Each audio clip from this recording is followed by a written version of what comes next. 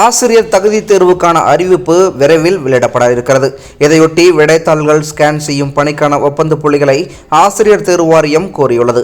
மத்திய அரசின் இலவச கட்டாய கல்வி உரிமை சட்டத்தின்படி பள்ளிகளில் 1 முதல் 8ஆம் வகுப்பு வரை பணிபுரியும் இடைநிலை ஆசிரியர்களும் பட்டதாரி ஆசிரியர்களும் டெட் எனப்படும் ஆசிரியர் தகுதி தேர்வில் கட்டாயம் தேர்ச்சி பெற்றிருக்க வேண்டும். தமிழகத்தில் தகுதி தேர்வை ஆசிரியர் தேர்வு வாரியம் நடத்தி வருகிறது. தேசிய ஆசிரியர் கல்வி கவுன்சில் விதிமுறையின்படி ஆண்டுக்கு 2 முறை டெட் தேர்வு நடத்தப்பட வேண்டும். ஆனால் ஆசிரியர் தேர்வு வாரியம் அதுபோன்று டெட் தேர்வை நடத்துவது கிடையாது. 2022ஆம் ஆண்டில் நடத்தப்பட வேண்டிய டெட் தேர்வு கடந்த 2023ஆம் ஆண்டு பிப்ரவரியில் நடத்தப்பட்டது. 2024ஆம் ஆண்டு டெட் தேர்வுக்கான அறிவிப்பு ஏப்ரல் மாதம் வெளியிடப்பட்டு ஜூலையில் தேர்வு நடத்தப்படும் என்று ஆசிரியர் தேர்வு வாரியம் 2024ஆம் ஆண்டுக்கான வருடாந்திர தேர்வு அட்டவணையில் அறிவிப்பு செய்திருந்தது.